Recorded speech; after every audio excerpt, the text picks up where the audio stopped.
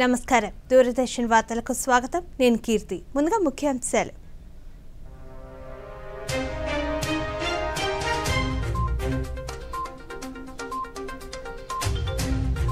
ప్రధానమంత్రి నరేంద్ర మోదీ అధ్యక్షతన ఉన్నత స్థాయి సమావేశం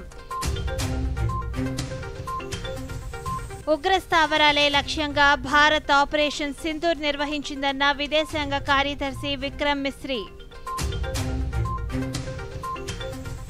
పాక్ దాడులతో భారత్లో 16 మంది పౌరులు మృతి చెందారన్న wing commander Vyomika Singh operation సింధూర్కు ఏకగ్రీవంగా మద్దతు పలికిన అన్ని పార్టీలు కేంద్ర మంత్రులతో అఖిలపక్ష సమావేశం ఆంధ్రప్రదేశ్ రాజధాని స్థానంలో అమరావతి పేరు చేర్చే ప్రతిపాదనకు రాష్ట్ర కేబినెట్ ఆమోదం వార్తల్లోని వివరాలు చూద్దాం. ప్రధానమంత్రి నరేంద్ర మోదీ ఈరోజు ఉన్నత స్థాయి సమావేశం నిర్వహించారు. ఇటీవల జాతీయ భద్రతా పరిణామాల దృష్ట్యా దేశ సంసిద్ధతను సమీక్షించడానికి ప్రధాని ఈ సమావేశం నిర్వహించారు. కీలక మంత్రిత్వ శాఖలో విభాగాల కార్యదర్శులు ఈ సమావేశంలో పాల్గొన్నారు.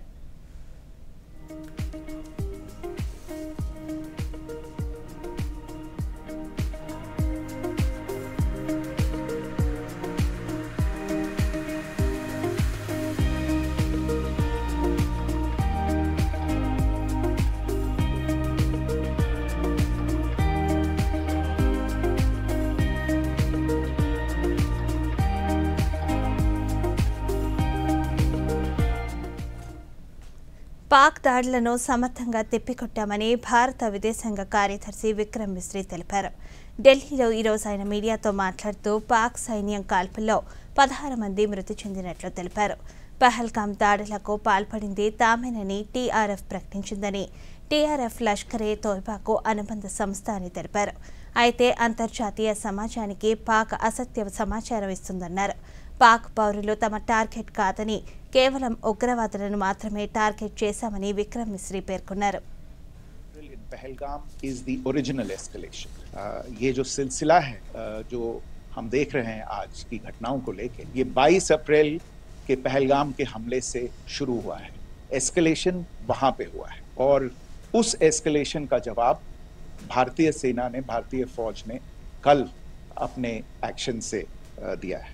To the involvement of the group calling itself the Resistance Front in these attacks. Indian authorities providing information to the UN 1267 Sanctions Monitoring Committee. And in fact, we are going to be meeting with the team again very soon, and we will be providing an update to the information that we have. संयुक्त राष्ट्र की सुरक्षा समिति में जब पहलगाम के हमले को लेके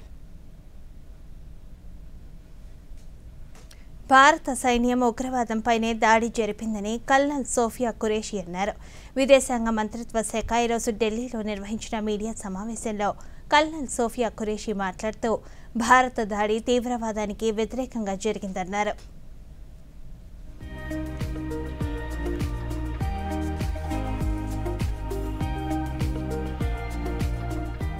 ये विशेष रूप से स्पष्ट किया गया था कि पाकिस्तानी सैन्य ठिकानों को निशाना नहीं बनाया गया. साथ ही दोहराया गया कि भारत में किसी भी सैन्य लक्ष्य पर हमले का उचित जवाब दिया जाए. 7 से 8 मई 2025 की रात को पाकिस्तान ने उत्तरी और पश्चिमी भारत में स्थित कई सैन्य ठिकानों को जैसे कि अवंतीपुरा, श्रीनगर, जम्मू, पठानकोट, अमृतसर, कपूरथला, जालंधर, लुधियाना, आदमपुर, भटिंडा, चंडीगढ़, नाल, फलौदी, उत्तरलाई और भुज पर ड्रोन और मिसाइलों से हमला करने का प्रयास किया. इन हमलों को इंटीग्रेटेड काउंटर यूएस ग्रिड और वायु रक्षा प्रणालियों द्वारा निष्क्रिय कर दिया गया. इन हमलों का मलबा कई स्थानों से बरामद हुआ जो कि భారత సాయుధ దళాలు పాకిస్తాన్లోని అనేక ప్రదేశాలలో వైమానిక రక్షణ రాడార్లో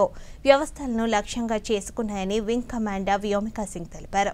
విదేశాంగ మంత్రిత్వ శాఖ ఈరోజు ఢిల్లీలో నిర్వహించిన మీడియా సమావేశంలో ఆమె మాట్లాడుతూ పాక్ దాడులతో భారత్లో 16 మంది పౌరులు మృతి చెందారన్నారు.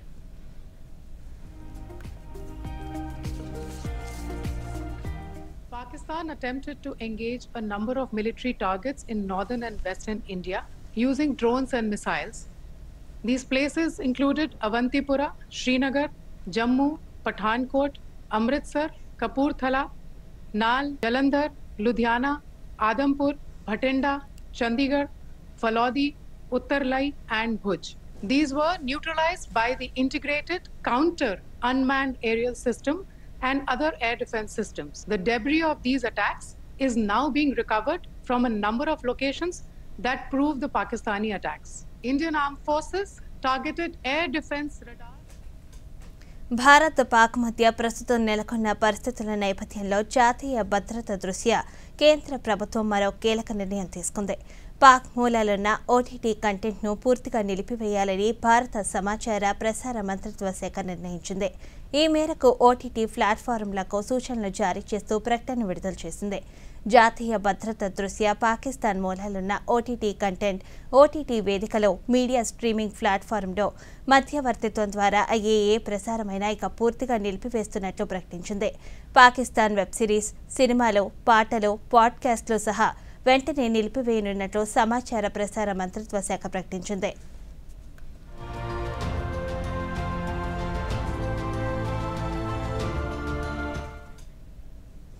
ఆపరేషన్ సింధూర్ విజయానంతరం ఈరోజు ఢిల్లీలో అఖిలపక్ష సమావేశం జరిగింది.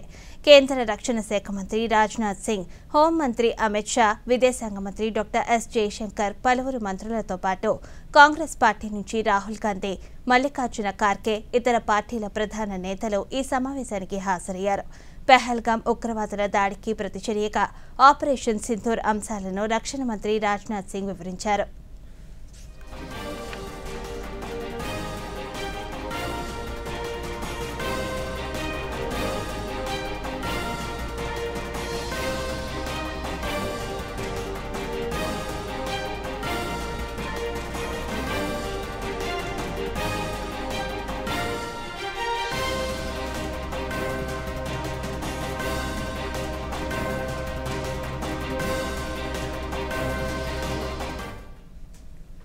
భారత్ చేపట్టిన ఆపరేషన్ సింధూర్కు పార్టీలు ఏకగ్రీవంగా మద్దతు తెలిపాయని పార్లమెంటరీ వ్యవహారాల శాఖ మంత్రి కిరణ్ రిజిజు అన్నారు.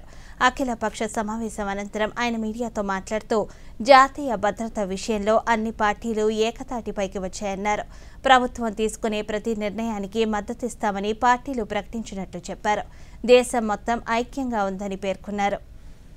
बारे में पूरे लीडर्स को जानकारी दिया, परिस्थिति के बारे में, हालात के बारे में और सरकार का मंशा, सारे चीजों को लेकर के ब्रीफिंग हुआ. उसके बाद में सारे पॉलिटिकल लीडर्स ने अपने मत रखा, पार्टी का विचार को और सुझाव भी दिया है. मैं ये मानता हूं कि सारे लीडर्स ने मैच्योरिटी दिखाया है, काम कर रहे हैं, तो इसमें राजनीति का कोई जगह नहीं है.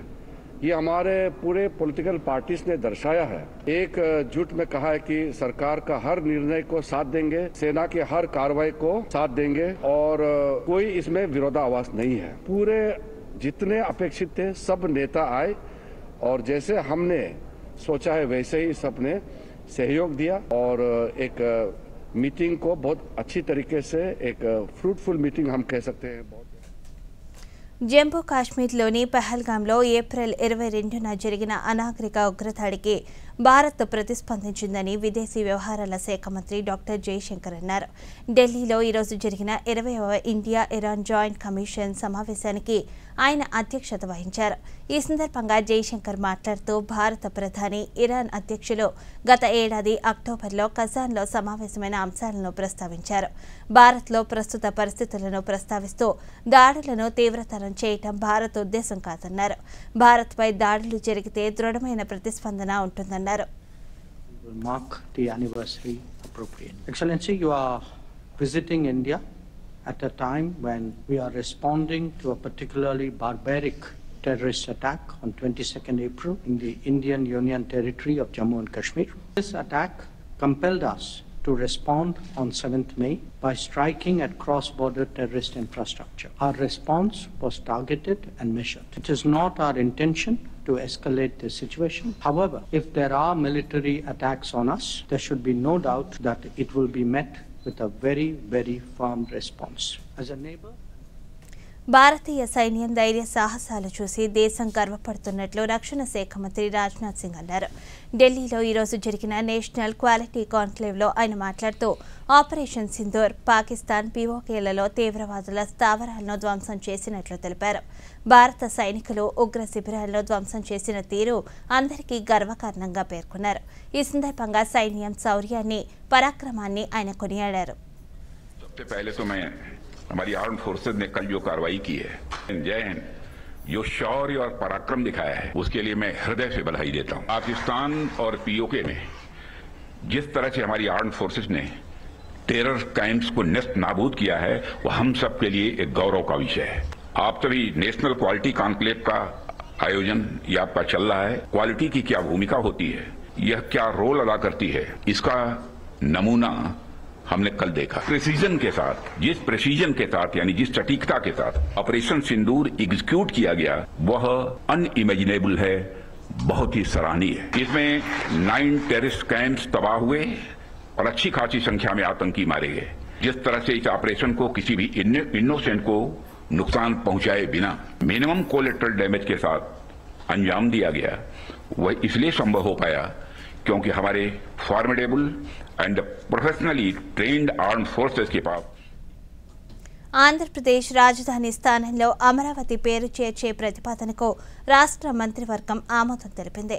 సచివాలయంలో ఈరోజు ముఖ్యమంత్రి చంద్రబాబు నాయుడు అధ్యక్షతన జరిగిన కేబినెట్ సమావేశంలో పలు కీలక నిర్ణయాలు తీసుకున్నారు. మంత్రివర్గ నిర్ణయాలను రాష్ట్ర సమాచార పౌర సంబంధాల మంత్రి కొలుసు పార్థసారథి మీడియాకు వెల్లడించారు.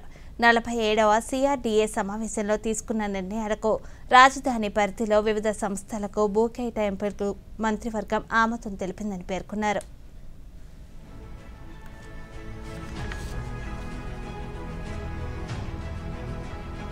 ఈరోజు సుదీర్ఘంగా రాష్ట్ర ముఖ్యమంత్రి శ్రీ నారా చంద్రబాబు నాయుడు గారి అధ్యక్షతన కేబినెట్ సమావేశం జరగడం జరిగింది. దాంట్లో ముఖ్యంగా ఈ గత 5 సంవత్సరాల్లో ఆంధ్రప్రదేశ్ రాజధాని ఏది అంటే చెప్పలేని పరిస్థితిలో ఉన్న విషయం అందరికీ తెలిసిందే. వాళ్ళ ఇష్టం వచ్చినట్లు 3 రాజధానులు రకరకాల పేర్లు పెట్టి ఏ రాజధాని కూడా నిజం చేయడానికి కనీస ప్రయత్నం చేయని పరిస్థితులను మనం చూసాం. తెలుగు ప్రజలందరూ కూడా, ఆంధ్రప్రదేశ్ ప్రజలందరూ కూడా మీ రాష్ట్ర రాజధాని ఏది అని ఇతర రాష్ట్రాలు గాని ఇతర దేశస్తులు గాని అడిగితే చెప్పుకోలేని దౌర్భాగ్య పరిస్థితి మనందరం కూడా చూసాం. భవిష్యత్తులో ఎప్పుడు కూడా ఇటువంటి పరిస్థితి తలెత్తకూడదనే ఉద్దేశంతో ఈ రాష్ట్ర రాజధానికి గర్వించదగ్గ రాజధానిని నిర్మించాలనే ఆలోచన ప్రీతం ముఖ్యమంత్రి గారు చేస్తున్న విషయం అందరికీ తెలిసిందే. ఒకసారి రాష్ట్ర విభజన చట్టం 2014 చూసినట్లయితే దాంట్లో సెక్షన్ 2, సెక్షన్ 5 ప్రకారం ఏంటంటే నిర్దేశింపబడిన కాల పరిమితి వరకు హైదరాబాద్ ఉమ్మడి రాష్ట్ర రాజధానిగా ఉంటుంది. నిర్దేశింపబడిన సమయం తర్వాత హైదరాబాద్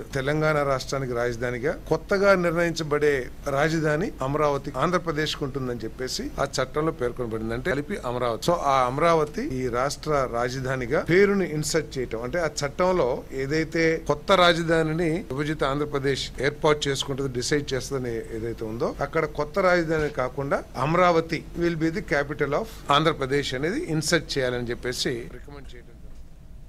రాష్ట్రంలో పరిశ్రమల ఏర్పాటుకు అన్ని రకాలుగా సహకారం అందిస్తామని ఆంధ్రప్రదేశ్ ఐటీ శాఖ మంత్రి నారా లోకేష్ తెలిపారు.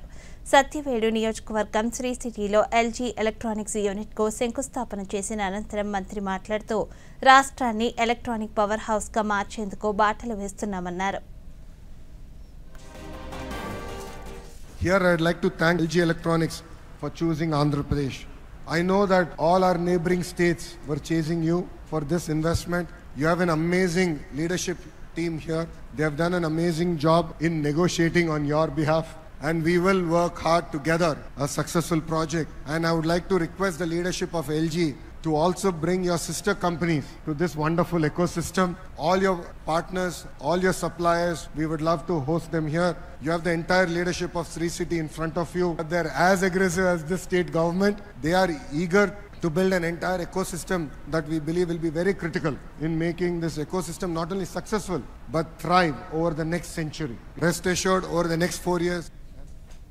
వార్తలో చిన్న విరామం. ఈవేళ పార్టీ కావాలంతే. ముందు ఛాంపియన్ తో సెల్ఫీ తీసుకుందాం. ఐడియా, ఇక్కడే చేసుకుందాం పార్టీ. Pizza party. ఏది నీ కార్డు పిన్ను? నా కార్డ్ డీటెయిల్స్ స్వయంగా వేస్తాను. ఆర్బీఐ అంటుంది మీ పిన్, ఓటీపీ, సివివి లేదా ఇంటర్నెట్ బ్యాంకింగ్ పాస్వర్డ్ ఎవరితోనూ షేర్ చేసుకోకండి. ఆన్లైన్ బ్యాంకింగ్ మీ సొంత కంప్యూటర్, మొబైల్ ఇంకా సిక్యూర్ నెట్వర్క్ నుంచే చేయండి. By girls. ఎక్కడికి వెళ్తున్నావు? వినలేదా? No sharing. ఆర్బీఐ అంటుంది విషయాలు తెలుసుకోండి, జాగరూకంగా ఉండండి. వార్తలకు తిరిగి స్వాగతం. ఆంధ్రప్రదేశ్లో ఎల్జీ ఎలక్ట్రానిక్స్ కొత్త తయారీ యూనిట్ ఏర్పాటుపై ముఖ్యమంత్రి నారా చంద్రబాబు నాయుడు హర్షం వ్యక్తం చేశారు. ఎల్జీకి ఆంధ్రప్రదేశ్ ఆహ్వానం పలుకుతుందంటూ సామాజిక మాధ్యమంలో పేర్కొన్నారు. శ్రీ సిటీలో 5,800 కోట్లకు పైగా పెట్టుబడులతో ప్రత్యక్షంగా పరోక్షంగా 2,500కు పైగా ఉద్యోగాలతో ఈ సంస్థ రాష్ట్రాన్ని ప్రపంచ తయారీ కేంద్రంగా తీర్చిదిద్దేందుకు ఒప్పందం చేసుకుందన్నారు.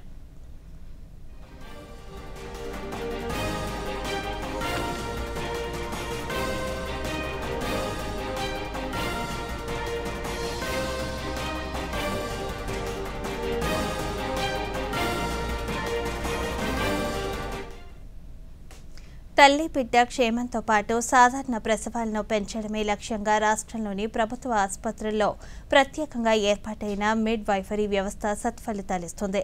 రాష్ట్ర ప్రభుత్వం, యూనిసెఫ్, ఫెర్నాండిస్ ఫౌండేషన్ సంస్థలు సంయుక్తంగా మిడ్ వైఫరీపై ఒకరోజు వర్క్షాప్ను ఈరోజు విజయవాడలో నిర్వహించారు. రాష్ట్ర వ్యాప్తంగా మిడ్ వైఫరీ శిక్షణ పూర్తి చేసుకున్న పలువురికి ధృవీకరణ పత్రాలు అందజేశారు. ఈ సందర్భంగా ఫెర్నాండిస్ ఫౌండేషన్ సభ్యురాలు డాక్టర్ రాధా, యూనిసెఫ్ ప్రతినిధి డాక్టర్ సలీమా మాట్లాడుతూ మిడ్ వైఫరీలో శిక్షణ పొందిన నర్సులు పలు ప్రభుత్వ ఆసుపత్రుల్లో సాధారణ ప్రసవాల సంఖ్య పెంచడంలో కీలక భూమిక పోషిస్తున్నారని తెలిపారు. సమర్థవంతమైన మిడ్ వైఫరీ సేవల ద్వారా దేశంలో 83% మాత నవజాత శిశు మరణాలను నివారించవచ్చని తెలిపారు. And empowering the midwives, empowering mothers, impacting the birthing of these mothers, because ultimately it is the positive birth experience that matters. And today is the certification ceremony. The state of Andhra Pradesh has made significant strides in introducing midwifery. And what's interesting is that there is global evidence that 83% of maternal deaths, newborn deaths and stillbirths can be prevented if midwives are taking the lead. So it is a proud moment for Government of AP, and I want to congratulate the government in taking. ప్రపంచ red cross ప్రపంచ thalassemia దినోత్సవాన్ని పురస్కరించుకుని శ్రీకాకుళం జిల్లాలోని Indian red cross society రక్త మార్పిడి కేంద్రాన్ని ప్రారంభించింది. ఈ కార్యక్రమంలో భాగంగా పలువురు రక్తదానం చేశారు. ఈ సందర్భంగా జిల్లా collector Swapnil Dinakar Punkar red cross అందిస్తున్న పలు సేవలను పరిశీలించారు. తలసేమియా బాధితుల సంక్షేమాన్ని దృష్టిలో ఉంచుకొని జిల్లా రెడ్ క్రాస్ శాఖ చేపట్టిన సేవా కార్యక్రమాల వివరాలను వెల్లడించారు.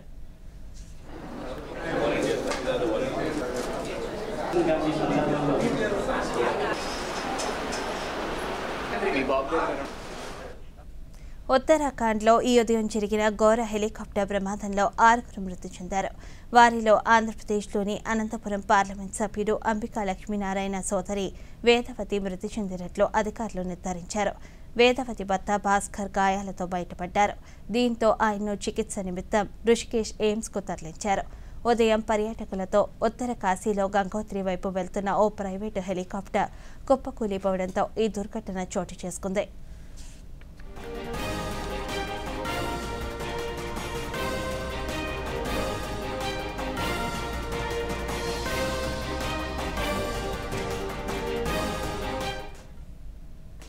పేదరిక నిర్మూలనే ధ్యేయంగా ప్రభుత్వం P4 కార్యక్రమాన్ని నిర్వహిస్తుందని అనంతపురం జిల్లా collector doctor V Vinod Kumar తెలిపారు.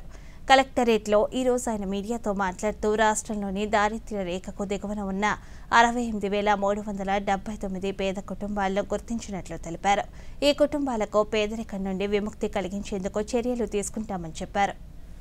ప్రైవేట్ పీపుల్స్ పార్ట్నర్షిప్ అంటే ఇందులో 20% of the poorest of the poors 20% ఉన్న వాళ్ళని సర్వే అనేది కంప్లీట్ అయింది. వాళ్ళని బంగారు కుటుంబం అంటారు. 20% పూరెస్ట్ ఆఫ్ ద పూర్, 10% వీళ్ళకి మార్గదర్శి అని పిలువబడుతుంది. ముఖ్యమంత్రి గారు గౌరవనీయులు శ్రీ నారా చంద్రబాబు నాయుడు గారు ఈ ఒక పెద్ద కార్యక్రమాన్ని విజయవాడలో పెట్టి దీన్ని లాంచ్ చేయడం, తర్వాత సర్వే కూడా చేసి కంప్లీట్ అయింది. దయచేసి అందరూ కూడా ఇది ఒకసారి చెక్ చేయమని నేను కోరుతున్నాను. zeropovertyp4.ap. అత్యవసర పరిస్థితులకు ప్రజలను సమాయత్తం చేసేలా దేశంలోని పలు జిల్లాల్లో బుధవారం మాక్ డ్రిల్ నిర్వహించగా ఈరోజు వైఎస్ఆర్ కడప జిల్లాలో నిర్వహించారు. కడప రైల్వే స్టేషన్లో ఈరోజు నిర్వహించిన మాక్ డ్రిల్ను కలెక్టర్ చెరుకూరి శ్రీధర్ పర్యవేక్షించారు. ఈ సందర్భంగా కలెక్టర్ మాట్లాడుతూ రైల్వే స్టేషన్లో ప్రమాదం జరిగినా, ఏదైనా దాడి జరిగినా అక్కడ ఉన్న సిబ్బంది, ప్రయాణికులు ఎలా స్పందించాలనే విషయంలో పూర్తి అవగాహన కల్పించామన్నారు. జిల్లాలో ఈ మాక్ డ్రిల్స్ని కండక్ట్ చేయడం జరుగుతూ ఉంది. మన జిల్లాలో ఉన్నటువంటి కీ ఇన్స్టాలేషన్స్ ఏవైతే ఉన్నాయో, విద్యుత్ ఉత్పత్తి రంగంలో కానివ్వండి, లేకపోతే మనకి యూసీఎల్ అనేది ఒక ఇంపార్టెంట్ ఇన్స్టాలేషన్ ఉంది. ఆర్టీపీఎస్, రైల్వే స్టేషన్స్, హాస్పిటల్స్, ఇటువంటి ముఖ్యమైనటువంటి ఇన్స్టాలేషన్స్లో ఏదైనా ఒక ఇన్సిడెంట్ జరిగినప్పుడు రంగాన్ని, అలాగే సివిలియన్ ఆఫీసర్స్ని, సివిలియన్స్ని, అలాగే వివిధ డిపార్ట్మెంట్స్ని కూడా అలర్ట్ చేయడానికి ఈ యొక్క మాక్ డ్రిల్ని ఏర్పాటు చేయడం జరిగింది. ఎటువంటి ఈవెంట్కైనా కూడా మనం సిద్ధంగా ఉన్నాము అనేది తెలియచేయడానికి, ఇన్సిడెంట్ జరిగినప్పుడు బాంబింగ్ కానివ్వండి, లేకపోతే ఏదైనా జరిగినప్పుడు ఏ విధంగా రెస్పాండ్ అవ్వాలనేది ఉగ్రవాద శిబిరాలపై భారత ప్రభుత్వం నిర్వహించిన ఆపరేషన్ సింధూర్ విజయవంతం కావడంతో ఈరోజు బీజేపీ రాష్ట్ర మైనారిటీ మోర్చా విజయవాడలో విజయోత్సవం నిర్వహించింది. ఇందులో పెద్ద ఎత్తున ప్రజలు, పార్టీ శ్రేణులు, మైనారిటీ ప్రజలు పాల్గొని సంఘీభావం తెలిపారు. ఈ సందర్భంగా మైనారిటీ మోర్చా అధ్యక్షులు షేక్ బాజీ మాట్లాడుతూ, ప్రజా శ్రేయస్సు, అభివృద్ధికి భంగం కలిగిస్తే ఎంతటి వారినైనా దేశం సహించబోదన్నారు. देश में पैदा होने वाले, पैदा हुआ वाले कौन है तो एक ही आवाज से बोलेगा, वो भारत माता को जय बोले। जिस देश में मिट्टी में मिल जाने वाले कोई भारतीय मुस्लिम हो, वो भारत माता को जय बोलेगा। जिस देश में रहने वाले, जिस देश में लड़ने वाले, जिस देश में कहीं मरने वाले सभी लोग भारत माता जय बोलेगा। कल तक पाकिस्तान के दुश्मन है, आज ये दुश्मन को भगाने के लिए भारतीय सैन्य परंपरा अब दौड़ाने के लिए तैयार है। नरेंद्र मोदी जी नेतृत्व में भारतीय मुस्लिम మైనారిటీ पूरे लोग उनका साथ रहेगा। नरेंद्र मोदी जी को जय। ఈ రోజుల్లో అందరూ మొబైల్ ఫోన్లోనే ఎక్కువగా గడుపుతున్నారు. కాలానుగుణంగా వస్తున్న మార్పులతో డిజిటల్ పుస్తకాలు, ముద్రిత పుస్తకాల స్థానాన్ని ఆక్రమించాయి. ఆసియాలోని అతిపెద్ద భూగర్భ గ్రంథాలయ విశేషాలను తెలుసుకుందాం. ఆసియాలోని అతిపెద్ద భూగర్భ గ్రంథాలయం.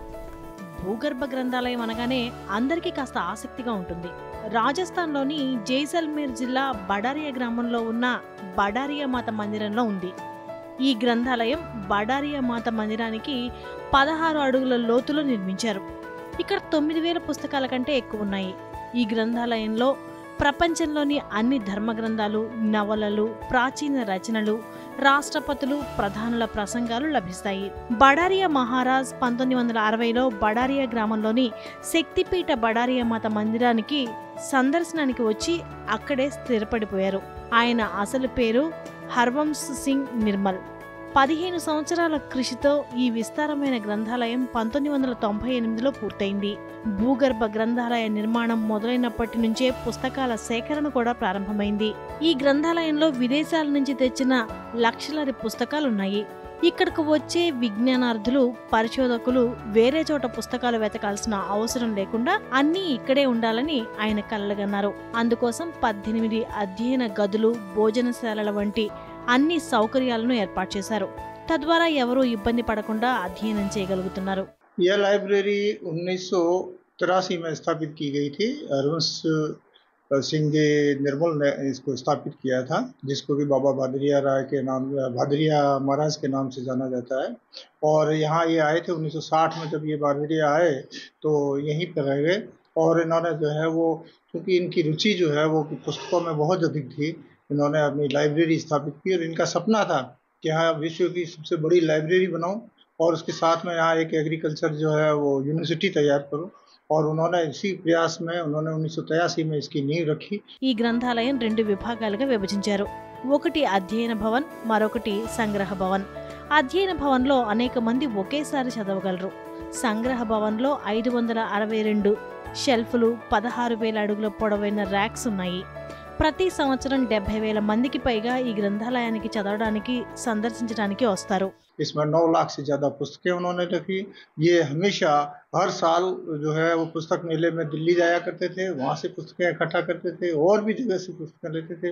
इसके लिए उन्होंने यूरोप तक की यात्रा की थी इतना इनको पुस्तक से प्रेम था कि वो चाहते थे कि लोग जो है वो यहाँ आएँ, शोध करें, यहाँ पढ़ें, पुस्तकों से वो सीखें, क्योंकि पुस्तक सबसे बड़ी साथी है आदमी। పుస్తకం మన ఆలోచనల్ని మార్చగలదు, జీవితాన్ని మలచగలదు.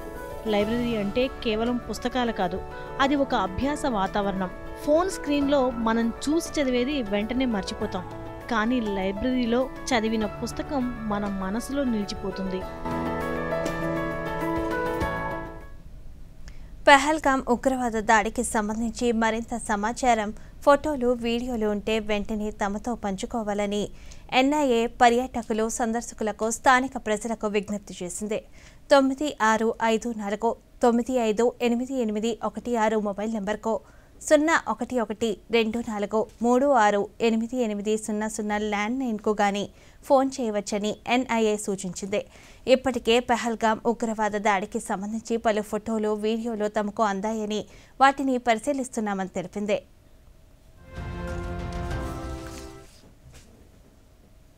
దేశ భవిష్యత్ అయిన విద్యార్థులకు చదువుతో పాటు ఉపాధికి అవసరమైన నైపుణ్యాలను అభివృద్ధి చేసుకోవాలని ప్రధానమంత్రి నరేంద్ర మోదీ పిలుపు మేరకు మధ్యప్రదేశ్ ప్రభుత్వం ప్రారంభించిన తేజస్వి కార్యక్రమం విద్యార్థుల నైపుణ్యాల అభివృద్ధికి కొత్త మార్గాలను అందిస్తుంది.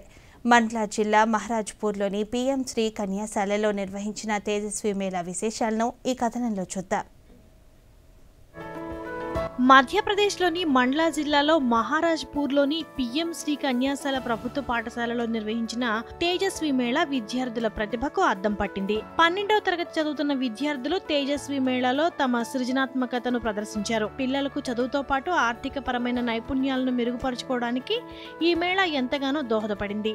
విద్యార్థులు పుస్తకాలకే పరిమితం కాకుండా ఈ మేళా వేదికగా తమ చేతి వృత్తి నైపుణ్యాలను ప్రదర్శించి తమ ప్రతిభను ఆవిష్కరించారు. పిస్తా పొట్టుతో వాల్ హ్యాంగర్లు, పాత కాగితాలతో ఆభరణాలు, పాత బాటిళ్లతో వినియోగపూరిత వస్తువులు తయారు చేశారు. అంతేకాక మద్యం సీసాలను కళాత్మకంగా మలచి ప్రదర్శించారు. ఈ విద్యార్థుల చేతుల మీదుగా తయారైన వినూత్న ఉత్పత్తులకు సందర్శకుల నుంచి విశేష ప్రశంసలు లభిస్తున్నాయి. ప్రదర్శనలో విజేతలుగా నిలిచిన విద్యార్థుల బృందానికి ప్రభుత్వం 2000 రూపాయల చొప్పున ప్రోత్సాహకాన్ని అందించింది. ప్రతి విద్యార్థికి ఆర్థిక ప్రోత్సాహం అందించి వారిలో స్వయం ఉపాధి సాధనపై ప్రభుత్వం నమ్మకం కలిగించింది. ఆదివాసీ సంప్రదాయ వస్తువులు, వృధా వస్తువులను వినియోగించి కళాత్మక వస్తువులు, చేతి అల్లికలతో చేసిన ఆభరణాలు వంటి ఎన్నో ఉత్పత్తులను అంగడిలో ప్రదర్శనకు, విక్రయానికి ఉంచారు. చదువుతో పాటు ఉపాధి సాధించాలనే లక్ష్యంతో రూపొందించిన ఈ తేజస్వి కార్యక్రమం ప్రధానమంత్రి నరేంద్ర మోదీ ఆత్మనిర్భర్ భారత్ అభియాన్కు ప్రతీకగా నిలుస్తోంది. విద్యార్థులలో స్వయం ఉపాధిని ప్రోత్సహించడం ద్వారా చదువుతో పాటు ఉపాధి అవకాశాలు కూడా సృష్టించుకోగలిగామని విద్యార్థినులు తెలిపారు. పాఠశాలలో కొంతమంది బాలికల ఆర్థిక పరిస్థితి అంతంత మాత్రంగానే ఉంటుందని, చదువుతో పాటు ఉపాధి కూడా అవసరమవుతుందని తక్కువ ధరలకే మంచి వస్తువులు అందించగలిగామని తెలిపారు. हम पढ़ाई के साथ साथ रोज़गार भी करना चाहते हैं और हमारा रोज़गार का नाम है मैक्रम। कई ऐसी लड़कियां भी जिसकी आर्थिक स्थिति बहुत ख़राब होती हैं और वो पढ़ने में बहुत तकलीफ़ होती है, इस कारण वो रोज़गार भी कर सकते हैं, बाज़ार से कम रेट में वो उपलब्ध करा सकती हैं। और ये तेजस्वी कार्यक्रम के तहत हुआ है ये रोज़गार। हम मैक्रम का रोज़गार कर रहे हैं जिससे हमें प्रॉफिट भी हो और हम अच्छा रोज़गार कर सकें और पढ़ाई भी हमारी अच्छी हो। ఈ ప్రదర్శన విద్యార్థులలో మార్కెటింగ్, వ్యాపార నైపుణ్యాల్లో అనుభవాన్ని అందిస్తోంది. విద్యతో పాటు ఉపాధి సాధించాలనే ఆత్మనిర్భరత లక్ష్యానికి ఇది బలమైన ప్రారంభంగా నిలుస్తోంది. ఈ ఉదయం లాభాల్లో ప్రారంభమైన దేశీయ స్టాక్ మార్కెట్ సూచీలు ఉద్రిక్తల నేపథ్యంలో చివరి గంటలో అమ్మకాల ఒత్తిడిని ఎదుర్కొన్నాయి. ఈ క్రమంలో సెన్సెక్స్ 400 పాయింట్లకు పైగా నష్టపోగా నిఫ్టీ 24,300 దిగువకు చేరింది. అంతర్జాతీయంగా మార్కెట్ల నుంచి మిశ్రమ సంకేతాల నేపథ్యంలో ఉదయం 80,912 పాయింట్ల వద్ద లాభాల్లో ప్రారంభమైంది. తర్వాత స్వల్ప శ్రేణిలో లాభ నష్టాల మధ్య చెల్లించింది. చివరి గంటలో అమ్మకాల ఒత్తిడితో సెన్సెక్స్ 411 పాయింట్ల నష్టంతో 80,334 వద్ద ముగిసింది. ఇక నిఫ్టీ 140 పాయింట్ల నష్టంతో 24,273 వద్ద స్థిరపడింది. రాష్ట్రంలో పలుచోట్ల పిడుగులతో కూడిన తేలికపాటి వర్షాలు కురిసే అవకాశం ఉందని రాష్ట్ర విపత్తు నిర్వహణ సంస్థ మేనేజింగ్ డైరెక్టర్ రోనంకి కోర్మనాథ్ తెలిపారు. ఇదే సమయంలో గంటకు 40 నుంచి 50 కిలోమీటర్ల వేగంతో ఈదురుగాలులు వీచే అవకాశం ఉందని తెలిపారు. మరోవైపు పలు ప్రాంతాల్లో 40 నుంచి 42 డిగ్రీల మధ్య ఉష్ణోగ్రతలు రికార్డు అయ్యే అవకాశం ఉందని తెలిపారు.